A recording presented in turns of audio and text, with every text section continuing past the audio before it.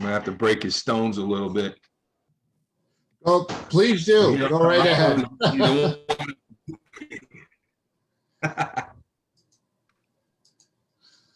All right.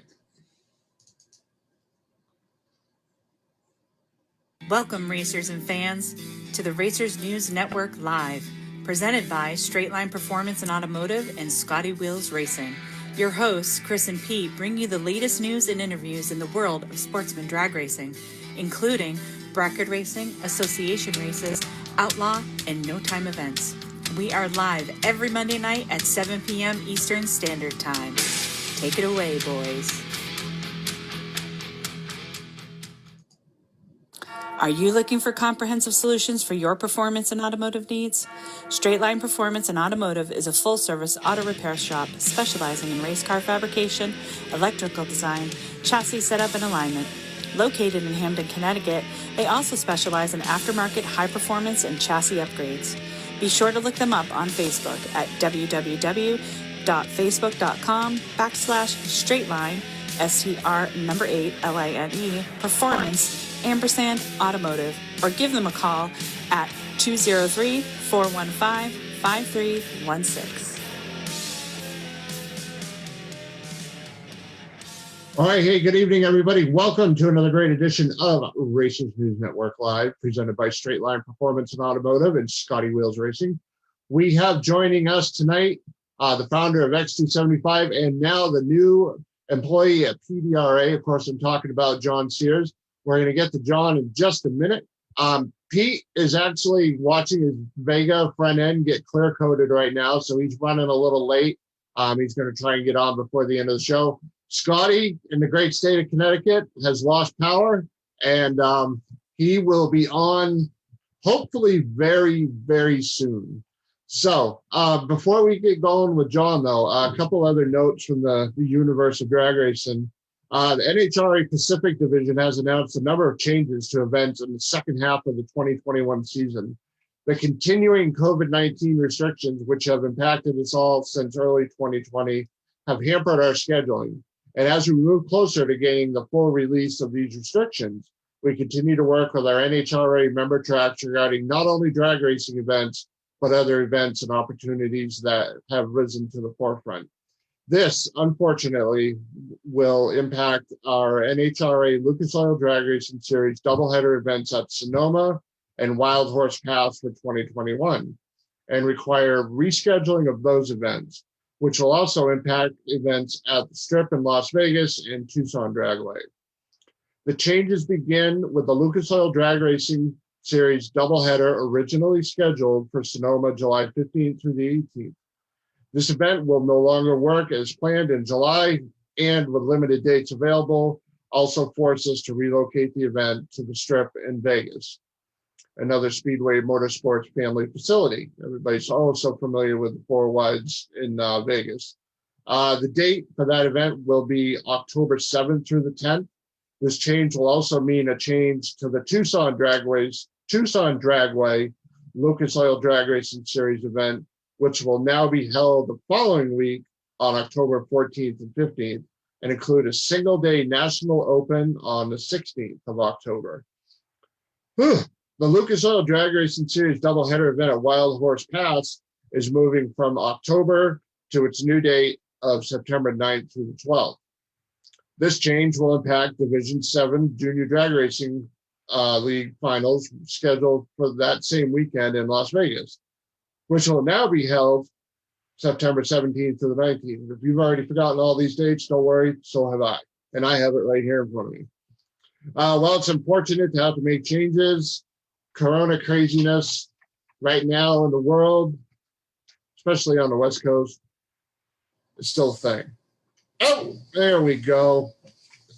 There's the legend right there. Oh my God. Dude. Hey, buddy. What are you doing? What's going on? So we lost power today for some reason, and I got, you know, when you load up your computer after you lose power, all of a sudden it takes a week to get it going. Oh my God. So as you probably know, Pete's running late. If he makes it, they're finishing up the paint on the Vega. Yep. But let's kick it off. We're going to talk to John Sears tonight.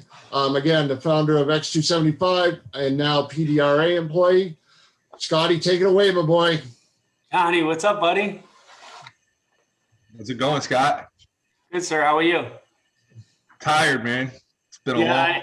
Yeah. And you're retired now, and you're more tired than you were when you weren't retired. Yeah, it's one of those things, you know. I officially retired at the end of April and had a day off. And then that following Monday, PDRA hired me as their tech director, and worked a couple events for them last year, and now I'm a full-time employee at their events. That's awesome. So I want to start back from way back. What got you started in tech, like in the X275 class, and like into creating what you've created? Well, what started it kind of goes back.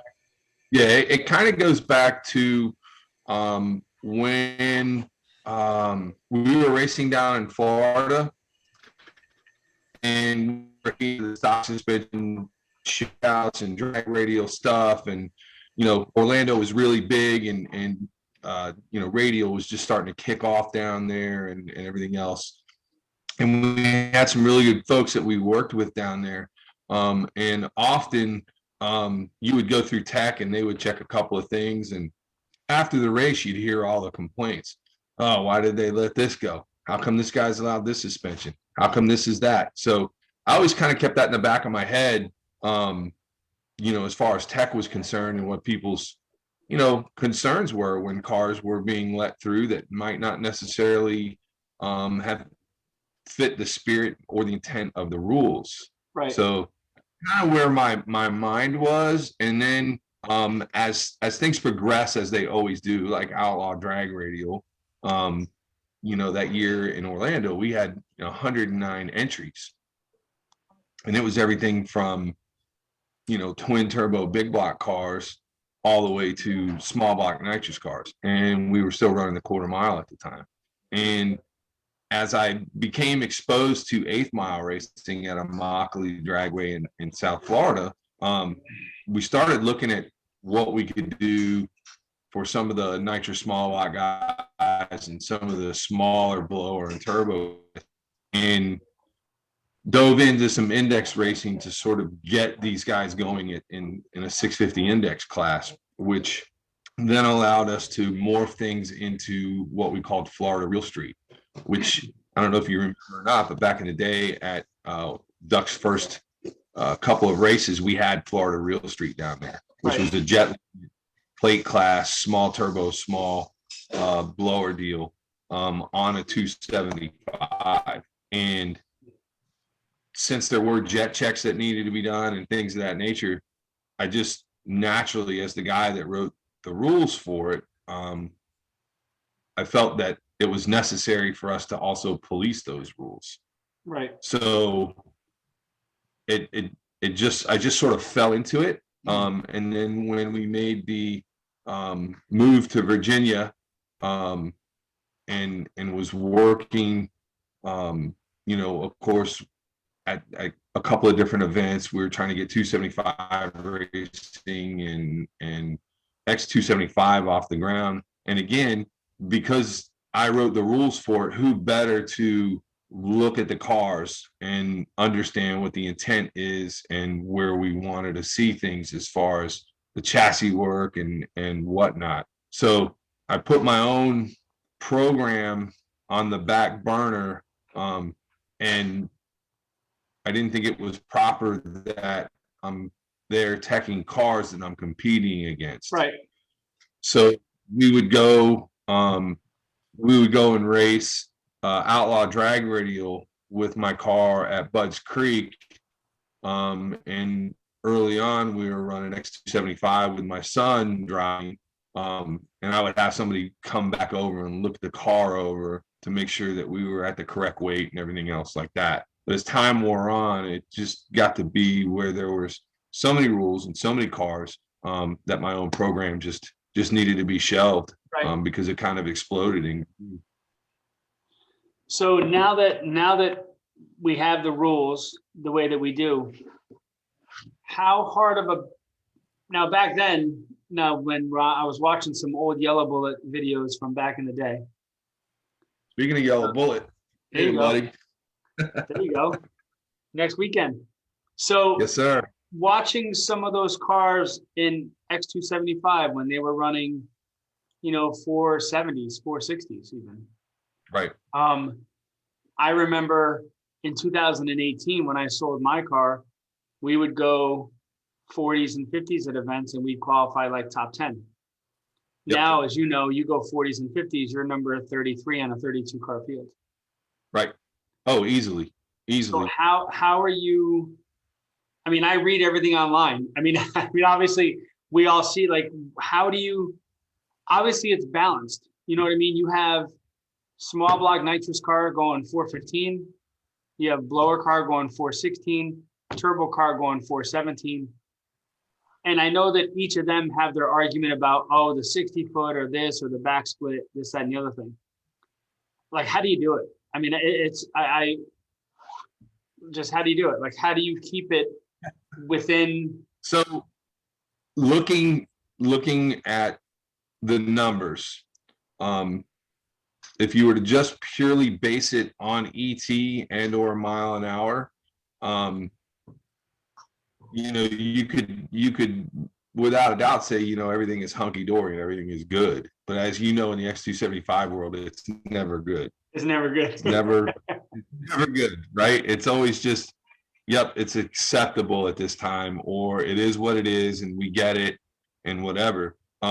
So with the help of Bill Robey, we have multiple spreadsheets for the classes, both X275, Ultra Street Shootout, Limited 235, and he's starting to keep some stuff for Limited Drag Radial. And I think he's also got RVW and Pro 275 in there. So you're able to look at the different sort of waypoints, right? The 0 to 60 foot. Starting line is 60 foot. Then you look at the middle increment, 60 to 330, and then the world famous back split, right? Everybody talks about back splits, right? It's the 330 to 660 time. And that is your indicator of horsepower. We know chassis is 0 to 60. Converter helps a lot on the midpoint, right? The 60 to 330, and horsepower and a good converter and transmission program are what get you out the back door. So we try to keep all those numbers the same. So whereas you might have a Ron Rhodes, for example, and we'll just use some round numbers here. He's 2,425 pounds, 2,450, depending on how much weight he needs to carry on the nose or whatever. Right. And let's say his small block makes 1,000 horsepower. Let's just say 1,000. And then he's hitting it with another 500 on top, 600 on top, right? So now he's making 1,600 horsepower, give or take a few. Right. You got to look at the power to weight, 2,400 versus a turbo car. And then what a turbo car with an 88 millimeter can make with a good small block. These numbers vary due to cubic inch.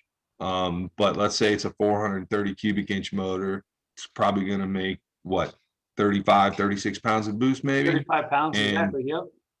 Yep. And it's going to be in the neighborhood of 2,200 horsepower. So you look at the amount of horsepower he's capable of making, and you try to figure out what the power to weight ratio is of your most limited combo. And then you try to feed that into a sort of a ad hoc formula to get your turbo car where it needs to be, or your car, or your big block nitrous, which we're struggling right now to get those guys where they need to be. Right. They're on the outside looking in more often than not, because their combinations they're at their limit with 588 inches and a conventional cylinder head and a single carburetor. So we're doing things to allow more cubic inch, better cylinder heads, in any single entry car or any single entry intake manifold. it just seems, Chris, as you know, we talk a lot about NHRA guys, and they can't believe how fast the radio guys go on this little small tire that we run. Just I can remember the first time I saw X275 at New England about, I don't know, 70 years ago. I was like, oh, those are cool. I wonder how fast they go. And then I sat there and I watched, them ripping, 4.5-second ETs, 460s, for whatever. And I was like, holy crap. So I went and actually looked at one. I got to talking with one of the guys, I'm like, how much horsepower are you pulling out of this thing? Back then it was around 1,200 or so. And I was like, damn. I mean, the technology, John, as you know, you work with Jose a lot too, and he's one of my guys on my car. And now you have hard turbo. You have everybody's coming out with this cutting edge stuff. I guess it's hard to stay ahead of it. You know what I mean? When it comes to a lot of the stuff that's coming out these days, right?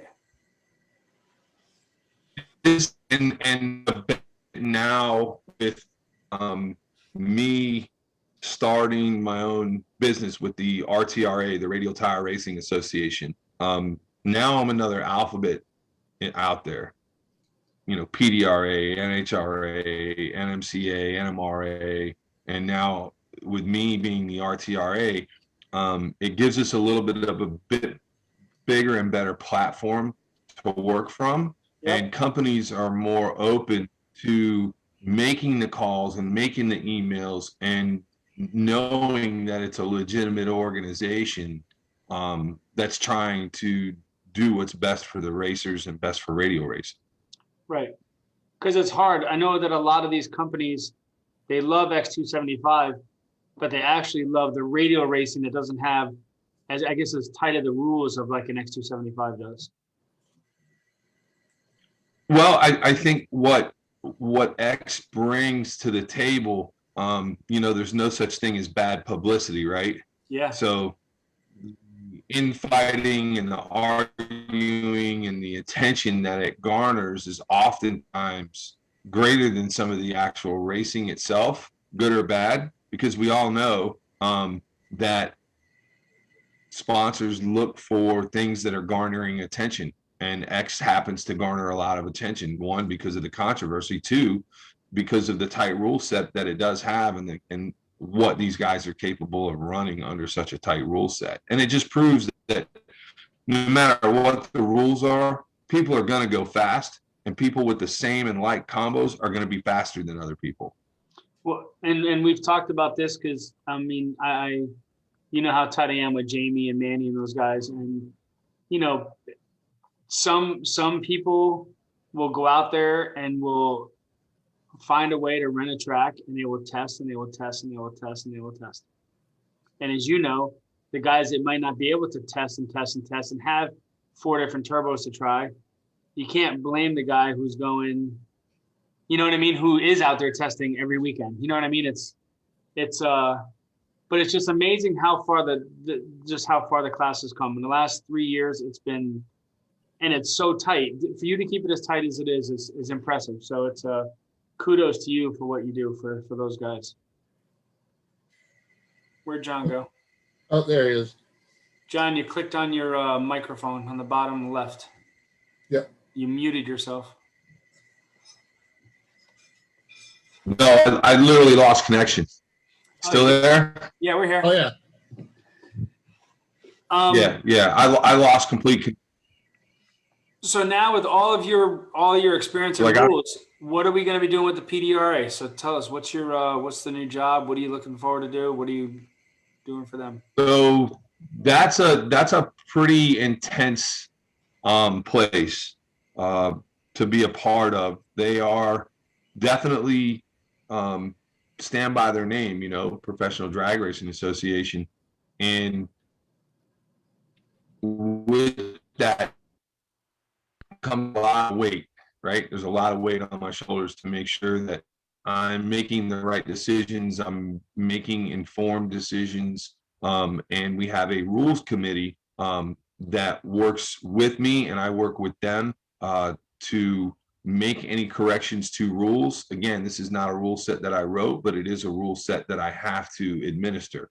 Right. And I have to make sure that there's parity. We talk about parity in all these classes, and pro nitrous is a great example, and I like to use it as the analogy for racing in general. Is basically those guys are all sitting out there with 959 nitrous motors. They have either an automatic or they have a clutch and a 5-speed, which comes with a weight penalty. Right. Or a converter driven deal with a 5-speed. So they're going to be roughly between 2,400 and 2,425 pounds. They have the same engines. Oftentimes they have the same engine builder. Oftentimes they have the same tuner. And Wow. there is greater than a 10th spread between the field oftentimes with 16 cars. And here we are, we're looking at, one guy has a Musi 959 and another guy has a Fulton 959 and somebody else has got a Buck 959, and where do they run? Some of them run very close to one another, right? Some of them don't run as well as other cars do. And you look at that as, all right, this is a perfect scenario. We're giving everybody a Pro Mod chassis, the same size tire, the same size engine. They can only run nitrous, and there's still a spread between teams. Right. So what, God, I want to sound as humble and as plain as I can be, because when we run X275, I've got sometimes 9, 10, 11 different combinations that are within a tenth of one another. 80 millimeter, 85 millimeter, 88 millimeter, small block nitrous, big block nitrous. Diesels, imports. Right, diesels, 6 cylinders, 2 JZs, 2 JZs. Right. I mean, we've had 9 different combinations in 16 different positions within 0.93 of one another. How's that, Chris? That's less than and that's heads up, Chris. No bracket racing. Heads up. That's pretty badass. Right. Think back, Chris, to the early days of Pro Stock when they still ran small blocks and big blocks, and Buddy Ingersoll had his turbo car out there, and they kicked him to the curb and threw him in comp along with the small block cars. And it was because they got tired of trying to figure out how to keep it close.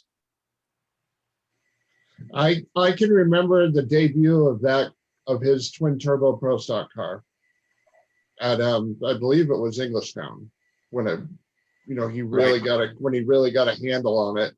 And I can still hear it in my head, the announcer saying, "You will not hear a sound coming out of that car compared to the other ones." All you heard was the whoosh as it went by. And it was pretty badass, a Buick 6-cylinder turbo car keeping up with 500 cubic inch V8 engines. Right. Wasn't supposed to, and when it did, there was a lot of shock and awe, and NHRA felt it necessary to just remove the combination, right? Did that. And me and all my stupidity has taken that on and try to develop a class that is as diverse as it possibly can be, and still keep it close. And that's I'm not going to say it's a daily struggle, but I bet it's a weekly struggle that I tear myself up about to try to fix what I feel is wrong, or what people have brought to my attention, or whatever. And I constantly push to do better, to be better informed, and give the racers the best set of rules I possibly can. What do you give the biggest, when it comes to like Ultra X275, Pro 275, what do you think is the main reason for the ETs, mile an hour, etc., getting to where it is now? Is it the shock technology, the converter technology? Like, what do you think? What are you seeing on your end? What do you think? To me, it's the fact that you're not seat of the pants anymore. It's the data logging. It's the ability to look at all those things and how they perform. Yeah. And once you can look and reference those things and know where there's a problem, let it, whether it be in your converter program or your shock program, or you're able to watch engine vacuum throughout and know that once you activate that second kit on your nitrous steel, it's completely upsetting the motor, or what have you.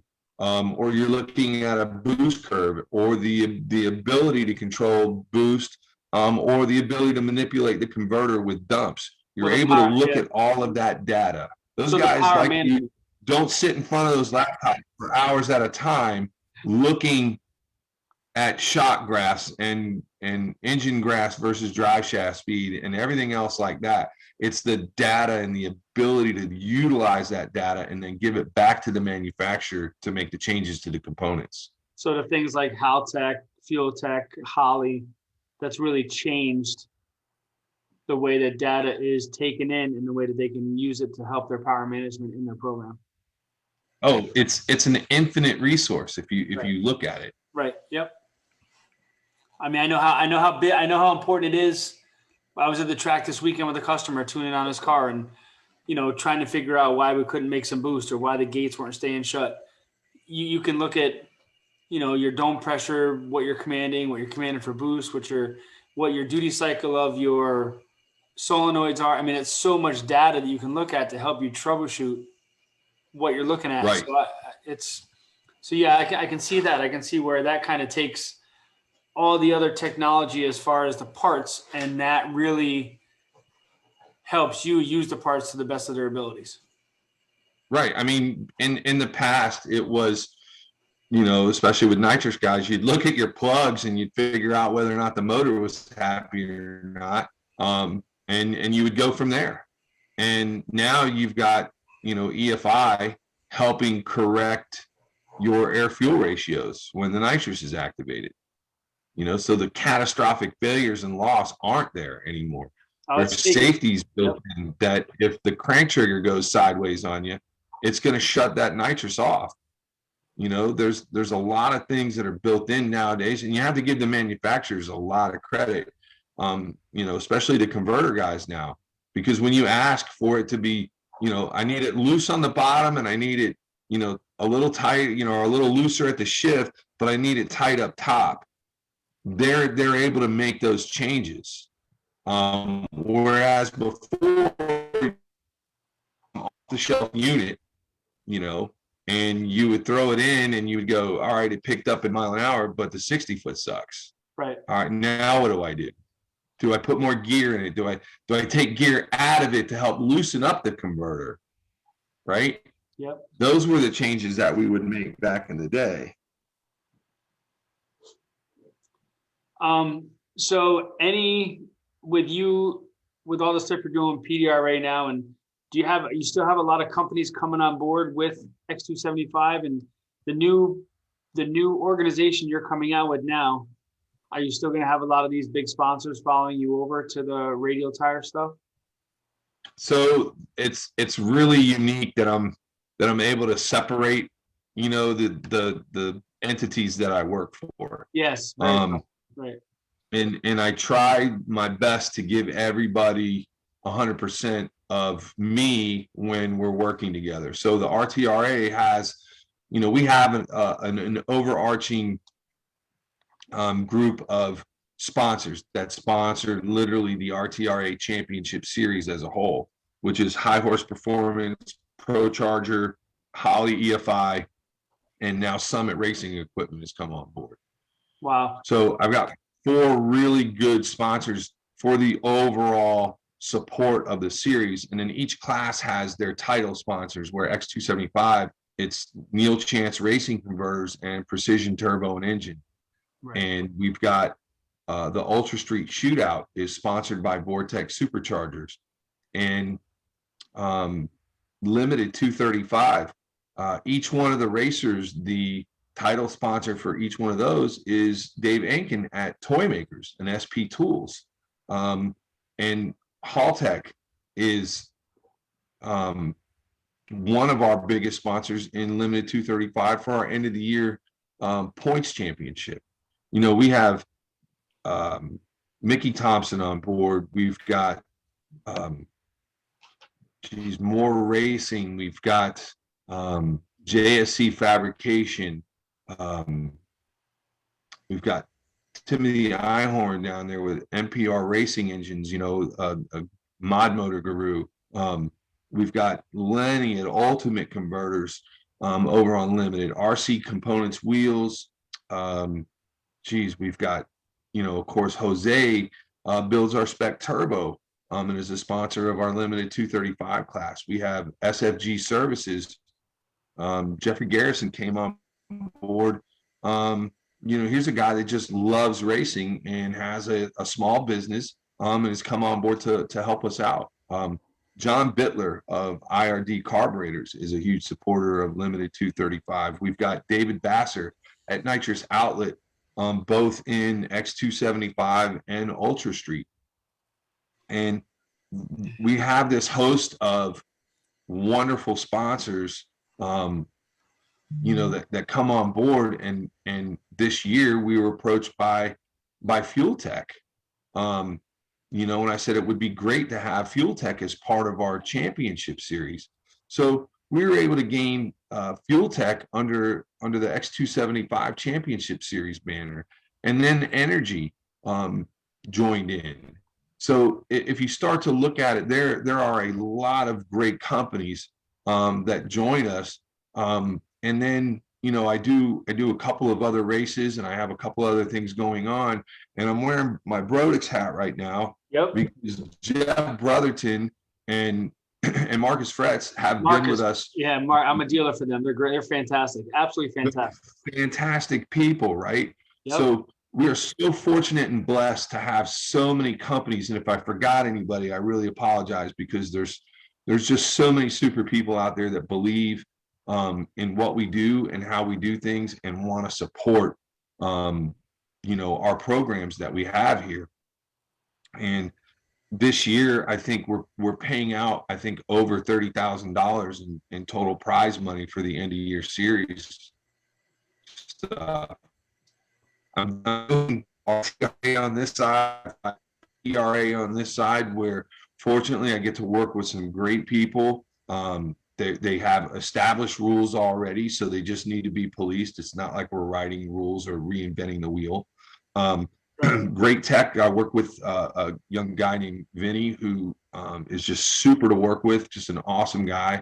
And then I get to work Carolina No Time events, and I get to work events like I did this past weekend. Yeah, this weekend you had your small block. You had your small block nitrous this weekend, correct? Right. No, it was actually a cancer benefit. The No Brainer Cancer Foundation had a benefit race at Shadyside where we do our Carolina Nitrous Nationals. So if you look at all that, and then I get to go, you know, out to Texas and I work with Big Jake Productions and the No Time events out there. You know, we're going to do a No Time event with Triggerman as tech at those events, because there are shootouts that have some things that need to be looked at. And I'm fortunate enough to where people are reaching out to me and asking me if I would be a part of things. So what that's done is that's really jammed up my schedule when it comes to being in certain places. So with me being in the position that I'm in, I'm able to reach out to other techs, because the last thing you want to do is have somebody be called, hey, we'd really like here this weekend, and you tell them no, right? Because the next time they call, they're not calling you, they're calling somebody else. So I always tell them, yeah, we can, the RTRA can support that event. All right, how can you support that event? Well, I've got a couple of techs. One of them lives a couple of hours from you, and he'll be able to make the event and tech your stuff appropriately. So we've now moved into almost a position where we can provide assistance and technical representation at some of these events, whereas the local tech guy might not be familiar with a set of rules where our guys are. Right. And I think it's hugely important for the racers to know that they're getting consistency in tech and understand that, you know, things aren't going to fly and things aren't going to get by and that if somebody does win, it was legitimate. You know, that guy standing on the podium with the trophy and the big check and his arm around the trophy girl, he got that because it's legitimate. Somebody didn't let something slip by, or, you know, this round, you know, we let him, you know, be 50 light at the scales or whatever. You don't have to worry about that with anybody that we've got. Right. Chris, any questions? No, I'm just really impressed with the X275 stuff. I mean, my exposure to it is minimal. It's at, New England Dragway, which is my home track, 45 minutes away, Lebanon Valley, 3 hours away. I'm trying to make some of Scott's events this year. Unfortunately, with it being the weekend, and my son works part-time, he's still in high school, so I have to kind of go, all right, well, what's more important? But I'm really impressed with what these guys are doing, with really a limited set of rules. The power they're making, the ETs that they're running, and again, sub 1 second 60 foots, on a lot of them. You're talking stuff that top alcohol dragsters are doing, and obviously nitro cars, but it's impressive. Yeah, my hat's off to each and every one of those guys. When you hear about a guy on leaf springs and slapper bars or couch rack bars, in a small block, and he goes 998 to the 60 foot, and Jamie Stanton's been 993 to the 60 foot. I mean, it's impressive, because now I get a chance to look at data from Outlaw 632 cars and Extreme Pro Stock cars. We've got a mountain motor program over at PDRA with Extreme Pro Stock, and those guys are big tire, tube chassis, and they're going, 950, 60 foots, whatever, and they're going 4.0s.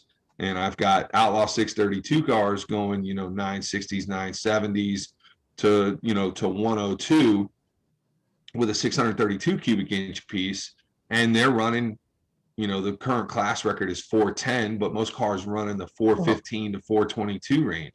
Well, that's the wheelhouse of an X275 car with stock style suspension and a little 275 tire. So it's pretty impressive to see what they're comparatively. A little baby tire. Oh, exactly. Yeah. I mean, we have a couple of friends that are, involved in PDRA. Obviously, Freddie Perkins runs a couple of the PDRA races. Dennis Gaborio with his Top Sportsman twin turbo Mustang. He's actually going to be on with us next week. And I've had a chance to talk to a couple of people and said, compare this side of the fence to this side of the fence. And they're like, the PDRA races are just a lot of fun. They're well run.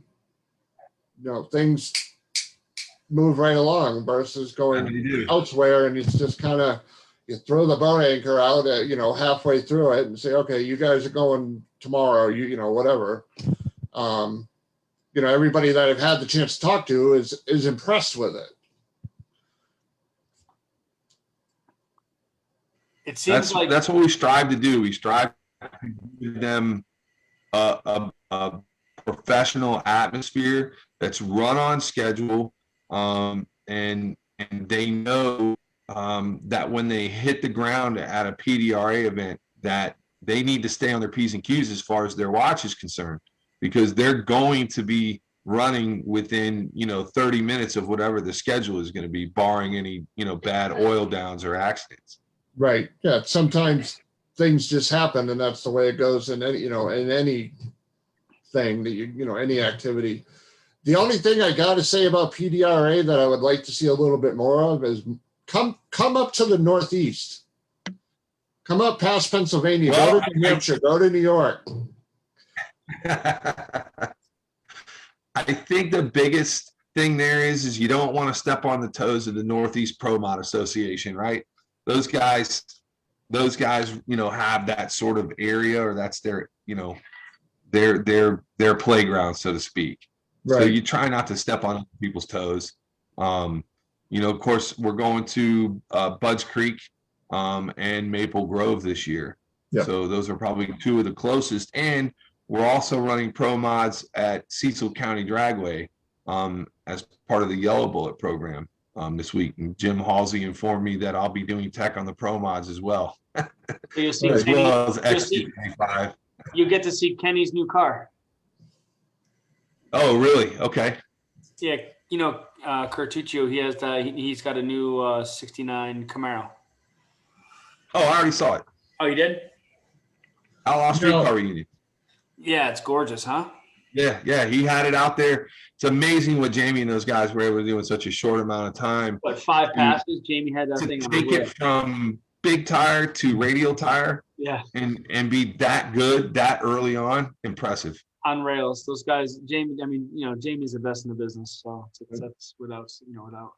Now with Yellow Bullet coming up this weekend. Now, a couple of weeks ago, we had heard that they actually kind of trimmed the schedule a little bit. Is that true? Yeah, it's a little bit, not much. I did post up some stuff today on Facebook. I'm sure Scotty can grab a hold of it and share it with everybody, so you guys are all up to date on what the schedule is going to be. But it was just some small and minor changes that should keep the program moving and allow us to get out of there at a decent hour on Sunday. Nice. And you're starting. They're starting. Are they starting testing Wednesday? Yeah, they're starting testing Wednesday, and then I'm going to try to be there Wednesday or Thursday morning, and I'll start tech probably almost immediately when I get there. Hit the ground running and try to get as many cars taken care of as I can. Cool. Very cool. Very impressive, Mr. Sears. Very impressive, sir. Yeah. It's Thank you. got to be fun to be in your position of going in so many different directions, but yet doing what you love. Oh, without a doubt, I'm blessed and honored to be afforded the opportunities that I am these days. You know, when you see so many people struggling one way or the other, and you know, here I am, you know, with more work than I can manage, and which is a good thing. I look at work as a friend. You know, without it, I don't have a roof over my head or, you know, food on the table. So Absolutely. you know, it's I don't know, it's just kind of the way I was brought up is you work hard, play hard, and do what you love. And reap the rewards of it. Well, let's hope so someday. Hey, it happens. That's why, you know, like you were saying about tech, I understand it from a business owner perspective. When somebody shoots me a message at 10 o'clock at night asking about a set of Mensers or if I can help them with their tune-up, you don't want to say no, because next time they're not going to call me, they're going to call somebody else. Yep. Absolutely. Absolutely. You know? So I understand why you do it. I love your passion. You know, you're a good friend of mine. Appreciate everything you do for us as racers. And I might have to get you up to Lebanon. I got 2 events this year, but maybe next year we'll have to figure something out, because I have 2 no time events that I run up at Lebanon Valley, and we run a big tire, a small tire, a 650 index, like 3 classes, but there's not really many rules on small tire and big tire. Right. But we get over 40 cars per class. It's pretty nice, because a lot of these no time guys like Carmen Diamini and all these guys that like Red Alert, they run all these no prep stuff. Oh yeah. Yep. I know. They come up and run prep, but we get a pretty good turnout. Lebanon Valley hasn't seen heads up racing like it's seen with our events. So, but we're talking about next year going to having a outlaw class, and then kind of having a couple of slower classes where we actually tech in, you know, turbos, things like that, so that we can keep, you know, have kind of a slower class for some of the guys. So. Right. It's important, man. Everybody needs a shot, right? I mean, there's so many guys that are sitting out right now because they just don't feel like they have a place to race, or are competitive. And, you know, if those guys aren't reaching out to us as people that can sort of make things happen, then after a while their passion dies and they move on to something else, something,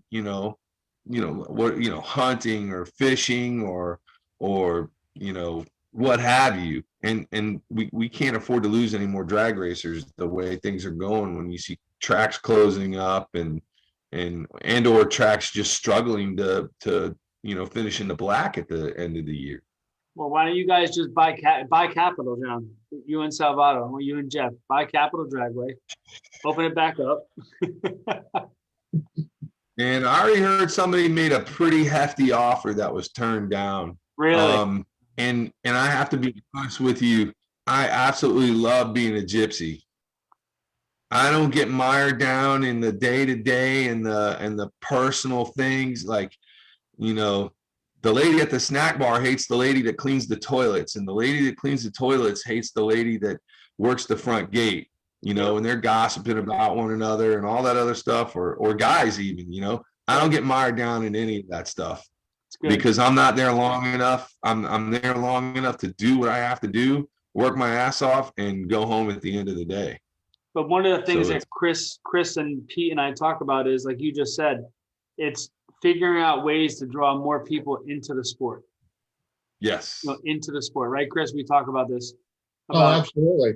You know, that's why a lot of these places like Rochester and ESTA and these other tracks, they might have an Outlaw, but they run a 550 index and a 650 index for the guys that they might not have the pockets to run in that Outlaw class, but they want to have a chance. Absolutely. So they run a 550 index or a 650 index class, you know? So, yeah, I agree with you. It's keeping, no matter what somebody's pocketbook can afford, is trying to keep as many people in the sport and bring more people to it as we can.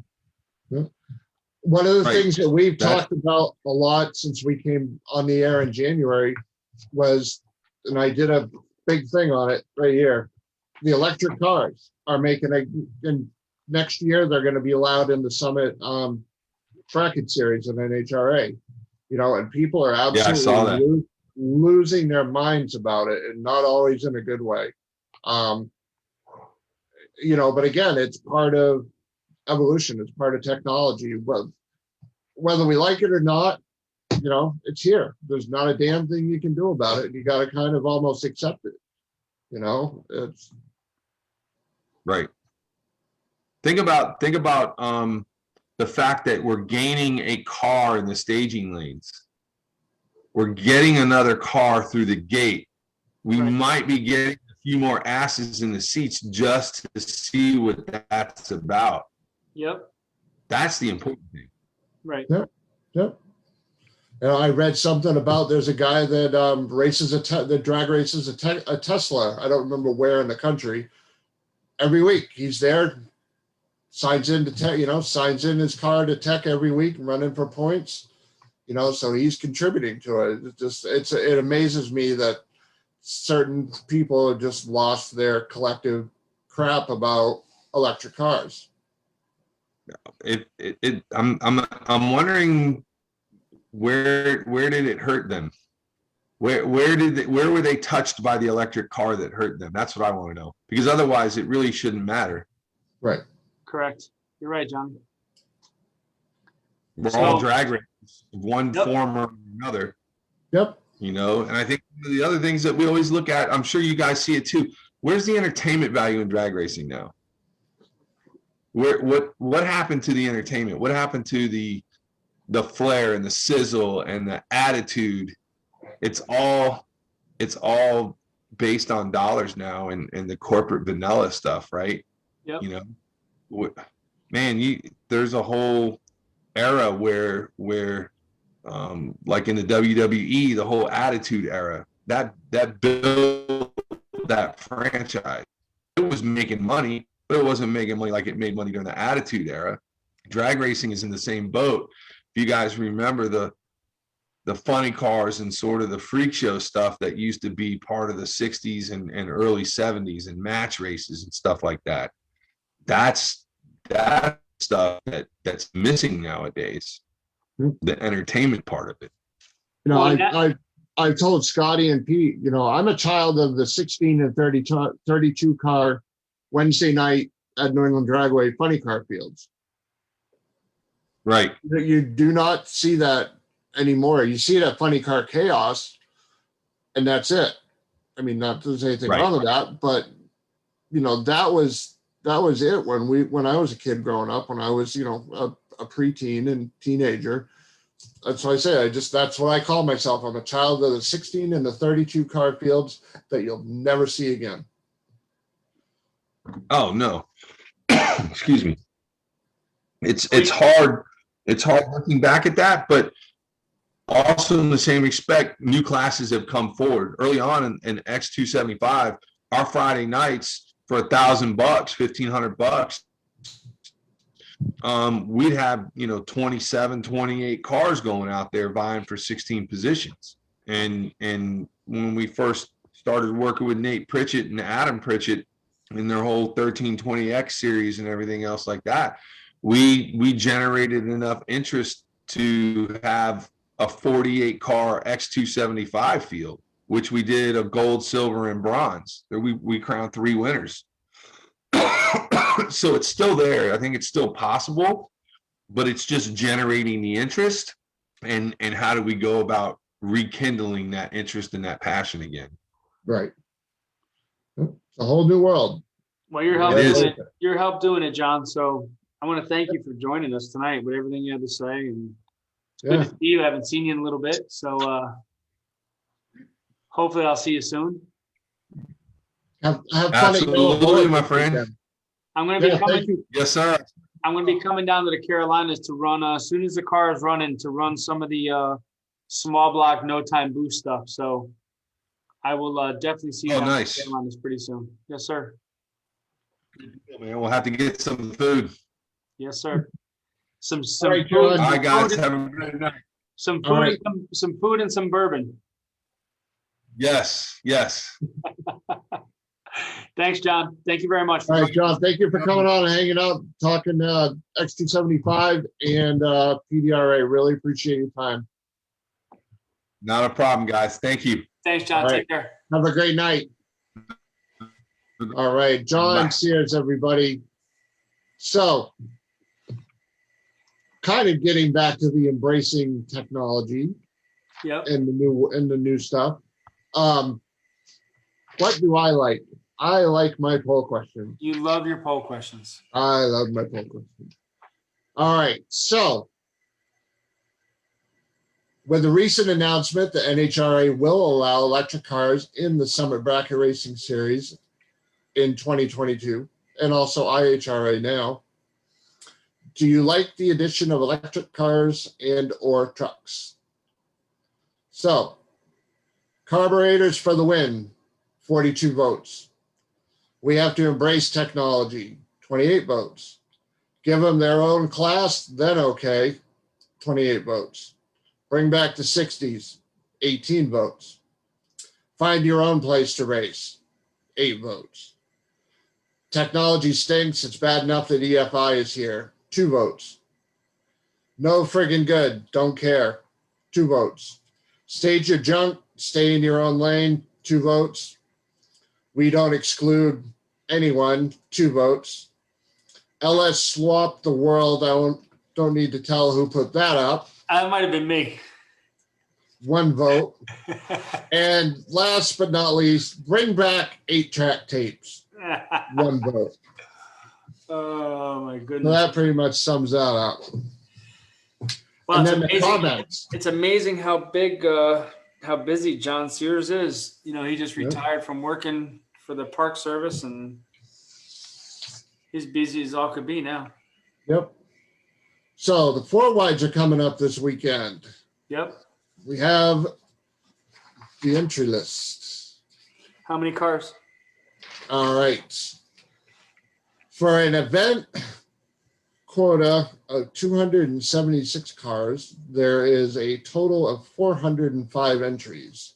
Wow. 18 top fuel dragsters, 18 fuel funny cars.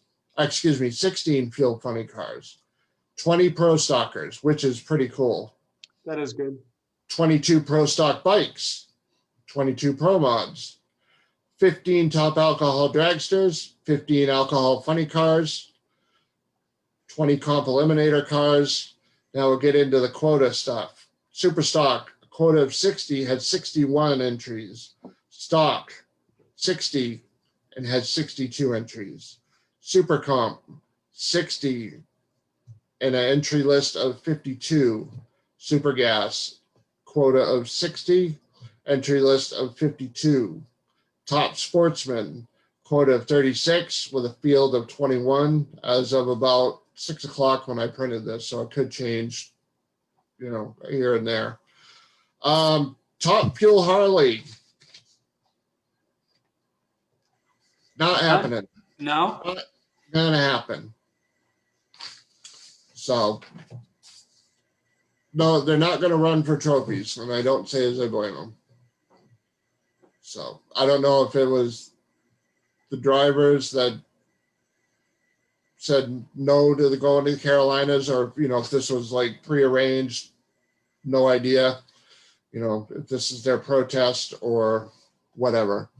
But no Nitro Harleys in the field, which kind of sucks because they're insane for those things. So, What do you got going on this weekend? let's see. This weekend, watching the 4-wide stuff, chasing now all the information from that. I'll cover Yellow Bullet. I'll cover Yellow Bullet this weekend. Paula, yeah, you take care of Yellow Bullet. We'll be interested to see the clear coat on Pete's car. Just being a responsible parent. Yeah, the flames look good. It's gonna come out sick. Yeah, the airbrush work with the headlights, the grill, turn signal, all that is just amazing. Jaron does a killer job with that airbrush. He does. Mm-hmm. And then next weekend is my race. Yep.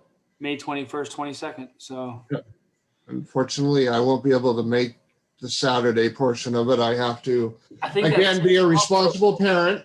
I think that's also isn't there's an event at Maple Grove or New Media that same weekend, right? Yep, there's the benefit, the memorial race. Yep. Coming up. Yeah, 2 weeks from this past weekend. Yep. So that would be same weekend as mine. Yep, same weekend as yours. And then the weekend after that is a divisional race there. At Maple Grove, maybe? At Maple Grove, yes. Yep. And then the divisional race in Lebanon Valley is June 18, 19, 20th. Yep. The 19th, we're going to be live on the tower. Yeah, I'm going to come up for that race now that I pick up my RV this week. So once I get my RV up here, then I'll be able to come up to the divisional. Yeah, just come up there and stay over and stuff with the family and hang out. Cool. Yep. So I've made the official decision because of the dirt track kicks off around 5 o'clock that we'll just do it inside the tower so we don't have to worry about background noise. And right. Everybody getting covered in 3 inches of dust from the dirt track. But it's going to be Gary Federico, Taylor Iacono, Frank Volpe, Tina Olszewski, and the man, the myth, the legend, Wayne Del Monte. Good old Wayne. Yep. I just saw him this weekend when I was up there testing with a customer. Cool. Yeah, Wayne's a good guy. So that's that. And then coming up next Monday on our wonderful little show here, we have joining us, actually, comically enough, PDR racer, NHRA racer, Dennis Gaborio. Awesome. Will be joining us with us, talk about racing both sides, NHRA, PDRA, everything else he wants to do. That really nice looking twin turbo Mustang of his. Yep. So very fast car. I love talking to anybody who runs a turbo. You know that. So. Oh yeah. So I think that's about it. Wow, this went so smooth without Pete here. It's weird, Oh boy. Nobody made fun of me all night.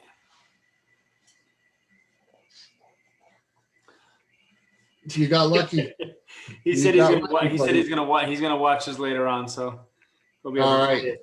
But no, that was awesome. A lot of good info from John. I mean, he's got a tough job, and I tell you, he keeps those classes so tight, when it comes to ETs and mile per hour. And I mean, he's really on, and he takes abuse. There's guys, everybody's going to blame him when they can't keep up, and it's amazing the stuff that he deals with. But he's He's a great dude. He's great for the sport. Very cool. Yep. And it'll be interesting to follow more about the Radial Tire Racing Association. Yep, that's going to be awesome. Yeah, we'll have to get some more stuff about that too. So, yep. All right, buddy. All right, Scotty Wheels Racing, Straight Line Performance and Automotive. Thank you all so much. Everybody who tuned in, checked us out live tonight. Thank you. Go watch your soap opera, boy. I am. I'll see you later. So, hey, before you go, so how many times has Let's crashed that 57 now? What's that? Oh, did you see you rolled it again? Yeah. So how many times does that make? I don't know, 4 or 5, I think. No prep. I know. I hear you. But Discovery Channel will fix it for him. Yep. 100%. Yep. So. All right, Scotty. All right, buddy. Thank you. See you later. All right. Thank you, John Sears, for coming on, hanging out. Again, Dennis Gaborio is going to be joining us next week. Hopefully, Pete will be back. I'm sure he will be. So have a great week. If you're racing this weekend at ZMAX or anywhere else, please stay safe. Have a great night, everybody. See you, buddy. See you later, Scott. Scotty Wheels Racing is a veteran-owned and operated company that specializes in performance parts, installation, and tuning. They can build and design your chassis right at their shop in Hamden, Connecticut. They offer track and remote tuning for your electronic fuel injection and chassis. They are your one-stop shop, including brakes and suspension, chassis, engine parts, fuel systems, turbos, and accessory. They not only sell it, they race it on their own in-house race car. Be sure to check out their website at www.scottywheels.com or give them a call at 203-500-5995.